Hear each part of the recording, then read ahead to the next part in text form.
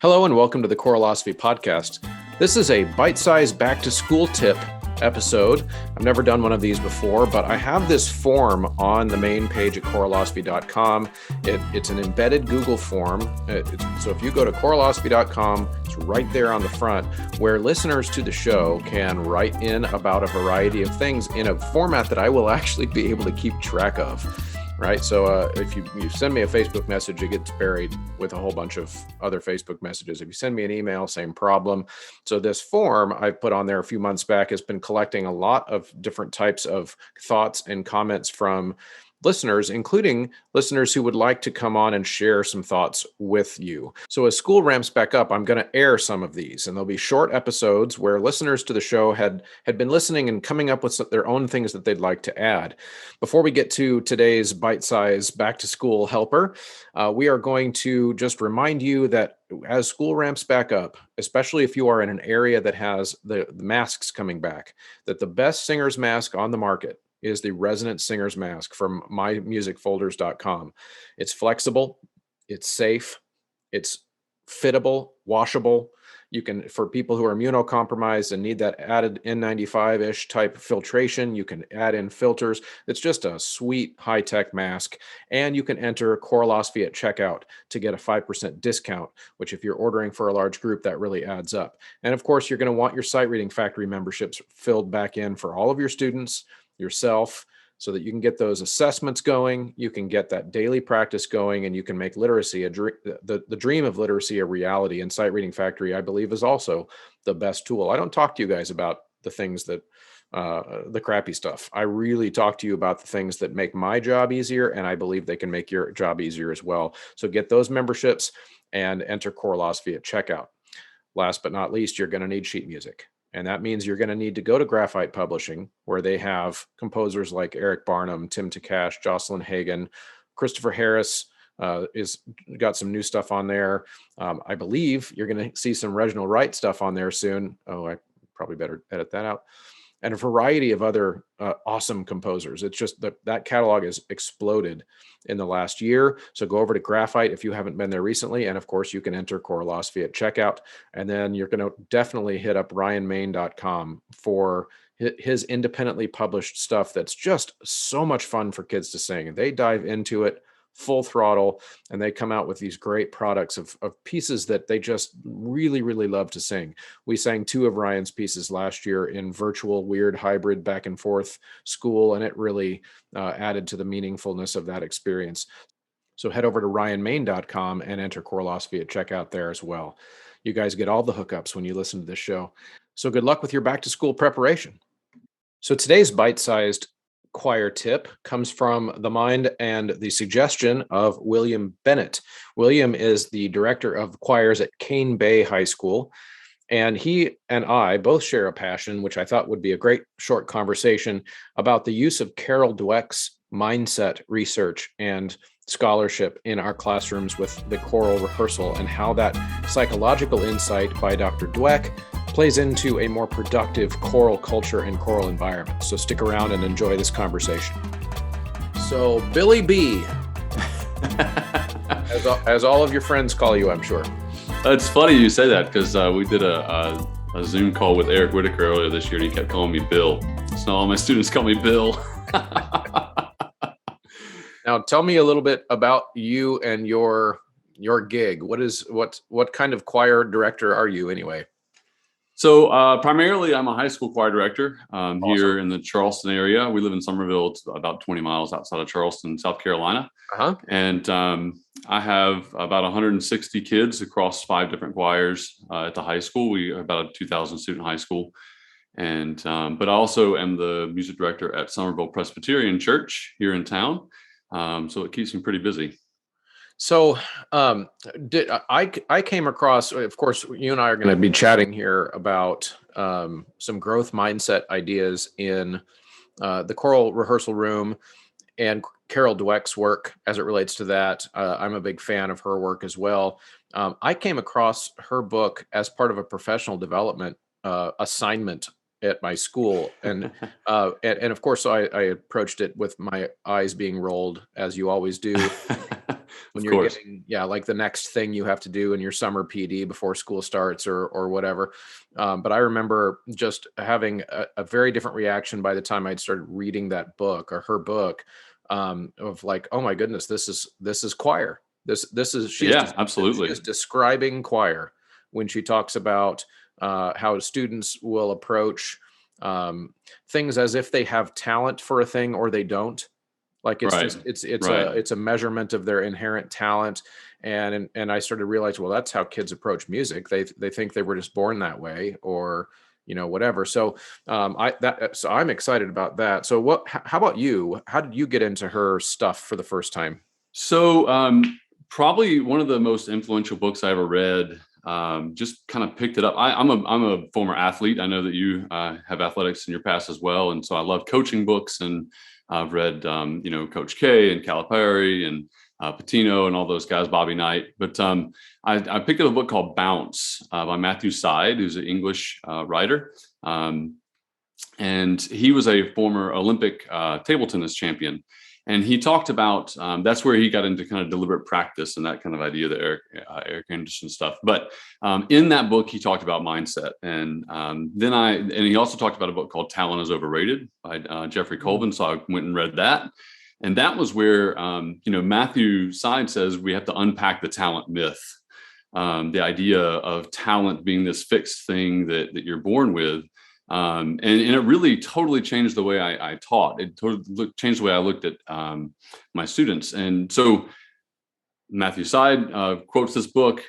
Jeffrey Colvin quotes this book. So I said, well, let me go to the source. And I picked up Mindset. And it was fascinating. Like, as you said, it is choir. I mean, it's teaching, it's coaching, it's all the above. But this idea that we either are fixed in the traits that we have and the skills that we have, or it's something that we can grow and expand upon.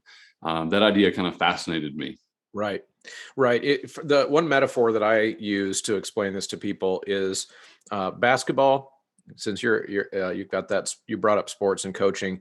I like the basketball metaphor because you could take a basketball star like LeBron James and you could say, that no matter what I do, like, so that's the idea of talent versus work. Hmm. There is nothing I could do to be LeBron James. There is no amount of work that I could do to be 6'10" and be able to dunk and all of those things. Right. However, and so this is where I point this out to students. It depends on what your goal is. So are you playing basketball so that you can be as good as LeBron James? Or are you playing basketball because you love playing basketball and you want to get as good at it as you possibly can?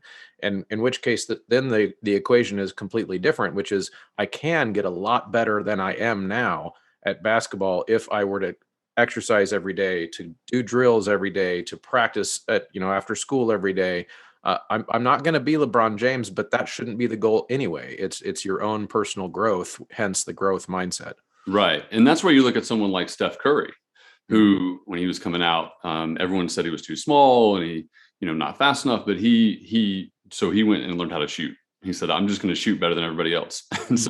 And he totally changed the league in that way. So, Mhm. but I agree. Once I started approaching this, looking at my students, because I used to say, when I was picking my top group, I'd say, "Oh, I want really talented kids. I want the kids who are the most talented."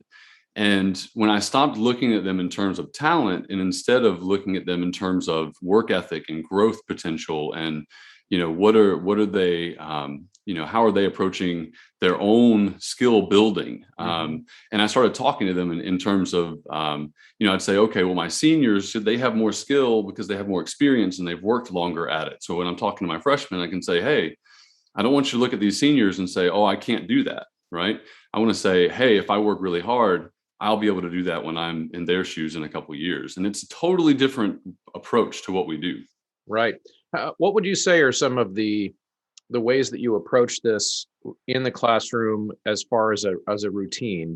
Is this something you talk to the kids about directly, or do you kind of trick them into having a growth mindset? Yes, all of the All above. of those things. Okay. Yeah. Yeah. Well, so one of the things I tell them, I share with them a story. I came late to singing. I was a band kid. I played French horn growing up, and so in my middle school experience, we had to choose band or chorus. You couldn't do both. Hmm. And so I was a band kid, and I was a sophomore in high school before I started singing. And I was the kid who said, I can't sing. You know, Mhm. they would say, hey, you know, you should come sing in choir. And I said, no, I can't sing. I can't sing. And so my girlfriend at the time, thank God for her, she used to stand next to me in church, and she'd hear me singing the hymns, and she'd say, hey, you know, you're really pretty good at this. You should audition for the musical. And so I went and auditioned for the musical. It was Sound of Music, and I got a final callback for the lead role. And I thought, wow, okay, well, maybe there's something to this. I didn't get the role, but it was enough for me to explore and to say, maybe I can do this. And fast forward a couple of years, and I ended up auditioning at the College of Charleston and Furman on French horn and vocal performance, and they offered me a music scholarship to sing. And I thought, wow, okay, maybe I really can do this. But I'll never forget my first voice lesson. I'm sitting there with my and in all honesty, they gave me a scholarship because I could sing a low C. Right. They said, I can hear that. yeah, they said we need you in the bass section. But no, so my first voice lesson, my voice teacher set me down and she said, do you know why you're here on scholarship? And I said, well, you know, I think maybe I'm pretty good at this. She said, well, you're here on potential. I said, okay. She says, do you know what that means? And I said, well, sure. And before I could answer the question, she says, it means you're not very good right now. But then she said, but if you work really hard and do the things we ask you to, you have a really high potential of where you could end up. Uh-huh. And for me, that was kind of my first lesson of growth potential and saying, okay, this is going to take a lot of work. It's going to take a lot of time and effort, and it's not going to be easy. But if I do the things they ask me to do, then I could be really good down the road. So I share that with my students and I tell them, I say, look, you have a lot of potential. You know, you're not very good right now, or you might have a lot of skill that you brought with you from your middle school. But my job over the next 4 years is to see where you can grow and to help you to move into that next level, to prepare you to audition for college scholarships and to move on, or to go and sing with a community chorus or continue singing for the rest of your life. And so that's how I treat it with them. But the other way I do it in a rehearsal setting, I talk to them. I don't know about where you are, but where we are now, you know, our community is just exploding with new growth and building. And so we, you know, new hotels are going up and new neighborhoods. The school where I teach, the community is just expanding tremendously. And so I was driving around town one day and I saw, you know, I was driving by and going my way to work. And one day you drive by and there's just a bunch of trees. And the next day you drive by and the trees are gone. You say, okay, they're going to build something there. And then you drive by for about a month or so. And then you say, okay, they're just pushing dirt around. Doesn't really look like they're doing much. And then a month or so later, there's some walls going up and there's some structure that's there. And then they, you know, the electricians come in and they add and add and add and add. And then, you know, 6, 7 months, a year down the road, and there's a hotel there. So I approach it with my students about from an architectural standpoint. And I say, if we're building a concert, then we're building a hotel. And the first part of that, the sight reading part of it, the foundational level, is pushing dirt around and putting those fundamental things in that's going to be the foundation of that piece of music. And then we put walls up and we put detail and detail. And I said, our goal, our opening night for the hotel is the concert, right? And so by the time we get to the concert, we want to have all the floors done. Each piece of music is like a different floor, but it kind of puts them in a mindset of saying, okay, this is not Glee. This is not where we're going to pick up the music today and perform it next week. This is going to be a long process. It's going to take some time. And the process, what we do throughout the process, is going to inform the finished product, and it's going to make it better or worse. And then once we're done with it, we sit back and we say, okay, how do we do? Did it end up the way we wanted it to end up? How close to that vision did we get? Or how far away were we? And how much more do we have to continue to learn in order to get closer to that vision the next time around? Mm-hmm. Now, that's a good explanation of the psychology, I think, from the group standpoint. Have you ever run into battles that you feel like you have to fight on the individual level with kids accepting a growth mindset? In other words, they have maybe that fixed mindset that she talks about, where a fixed mindset person is oftentimes someone who is quite talented. In other words, they are pretty good coming into the classroom in choir in the beginning of ninth grade. And sometimes they're the hardest to convince that we have to do more work because they've kind of, especially in singing, I find that this is a thing where if kids are really good singers, air quotes, good singers when they're, 8 or 9 years old or whatever, they've grown up their whole life being told how great, oh, their voice is just so beautiful. It's like an angel. You're so talented. You're so gifted. And then they get to the high school choir program in often cases, and a teacher's finally telling them, hey, but here's all the things you have to work on. Right. And they can shut down. Have you ever seen that? Oh, absolutely. Absolutely. And those oftentimes are the hardest ones to teach. And you have to, that's where building those individual relationships is really important with each student, and understanding, what their goals are. What are they trying to get out of choir? Are they just kind of there to hang out, or do they want to go and be, a college voice major? And that's where I kind of meet them on that end. But it is really, really difficult when you do get those kids that they say, well, I'm already good enough. I don't need to continue working. And sometimes what I see is students kind of pass them in growth, and then they start looking around and saying, "Oh wow, these other kids, they used to be kind of way behind me." If you think about it that way, they weren't quite as good sight readers, or they couldn't sing quite as well in tune. And now all of a sudden, well, they're the ones getting the solo, and I'm not anymore. And so that's kind of the aha moment for a lot of them to say, "Oh, well, I really need to kind of put the work in." Right. But I think it's important to note too, one of the things that Carol talks about that we have to be careful of here is that we're not one or the other. We're a mixture of both. Yep. And sometimes we do kind of get those fixed mindsets, and that's not necessarily a bad thing. It's not a good or bad. So we have to kind of find balance in that. We want that growth mentality, that growth mindset of getting better and improving. But a lot of times self-confidence comes from knowing what you're good at. And that's kind of the fixed mindset side of it too. Right. Absolutely. And sometimes we will exhibit growth or fixed mindset tendencies or traits on different aspects of our life.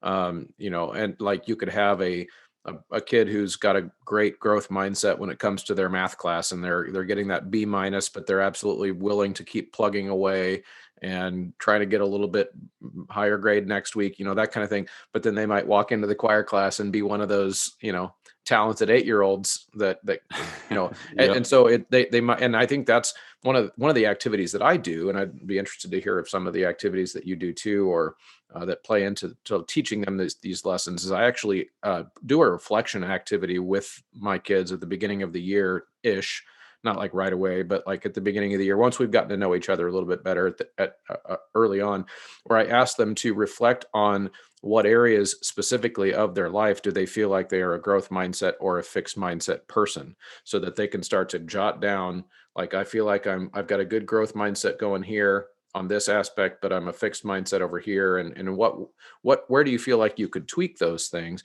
The first thing I do, of course, I don't make them all read the book. Have you seen the YouTube video that she narrates? That's kind of like cartoon drawings, and it's one of those animated videos that she's explaining the concept. No, I have watched her TED talk though. Okay, yeah.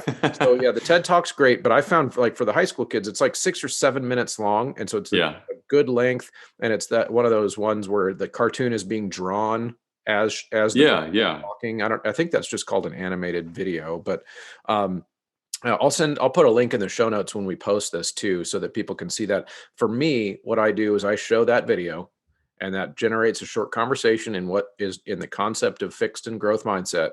And then I have them reflect on what types of areas they are. And then throughout the year, what I've discovered is that just sets up the vocabulary for when I'm noticing like fixed mindset approaches to a growth mindset thing, like singing. Yeah. When I start to notice those things, I will just say, hey, that seems like a kind of a fixed mindset that you can't sing that note. Or maybe could you rephrase that in a growth mindset way? And then they laugh at me. They make fun of me for this because I talk about it so much. But then they'll say, I just haven't learned how to sing that note yet. Yeah. And so I've not done that activity, but I'm going to steal that for sure. But well, you just hit on something that Carol talks a lot about too, that I think is really important, is that power of yet. She says the power of not yet. And I do, I've got a sign up in the choir room that has the word can't, and there's a big X on it. And I tell my students, day one, freshman choir, I say, I'm going to stretch you. We're going to do all these, different things. I'm just trying to figure out what they know. And I say, I don't want you to use the word can't unless you're absolutely using it appropriately. For instance, I can't sing a high C. I'm physically unable to do that. I say, however, my range, I do know it tops out at about a G on the, on the treble clef, and then I demonstrate for them. I say, so I want you to eliminate that word in your mindset to say, because that's where we put the wall up, and we say, oh, I can't do it. And oftentimes students will say, oh, I can't do it, and I'll say, yet, right? And so we've got to work on it. And so maybe if you're having trouble with it, and I tell them, I say, you can tell me I'm having trouble with it. I need more help with that. It's difficult for me. I'm like, I will accept any of those things, but we're going to grow and learn how to do it together. So one of the things I do with them, especially after performances, we do a lot of post-performance kind of reflection. And so I have we call it five for Friday. Sometimes we'll do it during the middle of the semester. But it's basically, you write down 5 things that we did well, 5 things that we need to improve upon, 5 things that you learned through the process of this, putting this music together, 5 things that you think you still need to continue to work on, right? And we go through that. And I tell them, I say, and some, a lot of times they say, oh, well, this is dumb. Is this for a grade? They just care about their grade. But I say, look, this is the important part. This is the part where you're telling me this is what I feel like I'm really comfortable with. And I can look at it and say, look, if everybody in here says, I want to continue getting better at sight singing, well, then I'll design more exercises so we can get better at sight singing. It kind of helps me to drive the ship a little bit and help them to improve their skills. So that's the way we use it as far as, checking our growth throughout the school year. Yeah. Yeah, that's great. And I think one of the big overarching pictures about this topic for me that I think is really important is helping kids understand that there is a growth area for everyone, and Absolutely. and that in a choir we are a team, right? And so Yeah. even if I can't be, I don't know if there's a LeBron James of choral singing, but if there was a LeBron James of choral singing, and maybe I can't be that, but I can be a whole lot better for my team. I can be a Steph Curry, or I could be I could be the 6th man who comes in and in a pinch and helps out the team when they're tired, or whatever. But I think that's the aspect that I try to drive home, is it's about your own personal growth, and you can't compare yourself to anyone else, or you become fixed mindset really quickly, because you can't Absolutely. control other people's journeys. Well, Coach K talks about that a lot too. I do a lot on team building. We do a lot of team building games at the beginning of the year. We have a big retreat, and half of the retreat is just doing different style team building games, where it forces them to work together, and it forces them to understand that not everybody can be the leader. That's really inefficient, and you got to let it go a little bit. But one of the things Coach K talks about is, in the context of a team, it's easy to look at the best player and say, oh, well, they're the best player and I'm never going to be that good. But what he talks about is everybody has to understand, what do they bring to the team, right? Yeah. And so, I may not be able to sing, a high C like the tenor over there, and I'm really impressed that he can sing the high C, but I can sing a low C, and I know I bring that to the table. And so I'm going to do what I can on my end of it, and then we're all going to bring our best to the table, and that's going to help us be the best. As an athlete, I was not a starter. I was a bench player, and there were a lot of games where I didn't even get in the game, and it was so frustrating for me especially when we lost, to feel like there's something I could have done. Maybe I could have helped a little bit to help the team win. But over time, I also understood that my contribution in practice was just as important as a game. That my job was to give my best in practice so that the starters were ready to play when the game started, if that makes sense. Yeah, no, absolutely. And in a choir, I mean, thank goodness in a choir we don't have a bench. I bring up that analogy to kids a lot, and we just like Yep. think about what would that be like if, like, everybody's here every day, we practice the songs, but then on the day of the concert, I put out a list on the wall. Listen, Chris, I'm This is horrified. who gets to sing. I've heard horror stories of teachers, of conductors who will go down the line and they'll say, you sing, you don't sing, you don't sing. And I'm like, what is that teaching your kids? What is that telling them? This just horrifies me that anybody would say, you haven't demonstrated to me that you're good enough to do this, Yeah. And so I think it's so damaging. And I think ultimately for me, that was what stuck out to me when I read Bounce, when I read Mindset, is, Dr. Dweck talks about the damaging effects of praise when it's not warranted, the damaging effects of just how what we say to a child can truly transform what they think in the way that, so for instance, in the 1990s experiment that she did, they gave a group of students a math test. And so they said, everybody takes a baseline test. And they told one group, they took half of the group and they said, okay, you did really well in this math test. You must be very smart. You must be very talented at this, And the other group, they said, well, you worked really hard at this. You did a great job and worked really hard at it and succeeded. And then they gave these two groups a math test with impossible answers. There was no way to answer these questions. And what they found is the students they told, you were talented at this, the fixed mindset group, showed higher test anxiety, and they showed a quicker, they wanted to give up faster on the test. And the students who were in that kind of growth mindset, because they were told you worked hard at it, they worked longer at the problems and showed less test anxiety. And then they went, and the fascinating thing is they went back again and gave them the same baseline test. And the fixed mindset students that the teacher had put in that fixed mindset by saying, you're really talented at this, scored worse on the baseline test than they did the first time.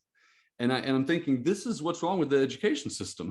This is what we do to our students. Mm-hmm. We tell them you're really good at it, and then you clam up, because the problem is when you're told you're good at something, that's where you get into imposter mentality, right? Imposter syndrome, because you say, oh, I have to duplicate that result, or they're going to think I'm not as smart as they thought I was. Right. And that's where the test anxiety comes in. And so when I started reading this, I thought back to my early years of teaching, thinking, oh my gosh, how many students did I destroy? Exactly. Yeah. In the way I was talking to them, thinking I was supporting them, thinking I was praising them. And in reality, what they're hearing is, you better do it that way every time, or he's going to think that you're not as good as you really are. Right. And so they tell themselves that too. So if I'm successful because I'm smart, and then I realize that no one is always successful. So as a kid, I process it this way: I'm successful because I'm smart. So what do I think about myself when I fail the test or fail the assignment? Well, that must be because I'm dumb. right. And that logic seeps in early on when they start hearing that. And so, yes, it's all about praising, yes, but praising the effort, praising the process, Absolutely. rather than praising some kind of an innate ability. That's extremely important. Yeah, So, and the hard part there, Carol also talks about being careful not to get into a false growth mindset, because it is about praising the process, but it's about the students understanding the process is connected to the outcome. And if you didn't do well in that test, let's go back and look and see, how were you studying for it? What did you study? Did you spend enough time looking over this? And analyzing those results. What was it that led to that result if you didn't like it? As opposed to just saying, oh, well, you're not smart enough, you didn't do well in the test. But I think where a lot of people get in that false growth mindset is they say, well, the outcome doesn't matter anymore. And that's where I remember I actually played your podcast, your little car talk about does the performance matter? I played that for my kids. oh, okay, great. During the pandemic, because we were really struggling with that, because we couldn't perform. We were trying to do some virtual performances and all that. But the kids were, and we sat and talked about that. I played the podcast for them, and we had a conversation. They said, yeah, it just kind of feels like we're doing all this work for nothing. And I said, yeah, I bet if, going back to the architectural, analogy, if someone was building a building that no one was ever going to step foot in, I bet they wouldn't bring the same kind of pride to their work as if they were building it for, the president or the prime minister or whatever. You know what I mean? Or they might even cut safety corners. Like Absolutely. They would say it doesn't matter. Yeah, Why do it? Right. So it's important that, we do tie those outcomes to the process to say, if we want this outcome, this is the process we need to follow. And then let's reevaluate it and see, how close did we get? How did we do? Where did we do well? What do we need to continue to grow on? So I always tell my choir, if you want to look at choir in a fixed growth mindset, I'm not the choir director that says, we sound great in October. Okay, that's as good as we're going to be. Right. I'm the choir director that says we sound great in October. Man, how good are we going to be in March? I can't wait to hear how good we're going to be Right. after we do this for an entire school year, or in May even. So that's kind of how I approach it. Yeah. Growth mindset is just encouraging them to always be looking ahead to the next thing.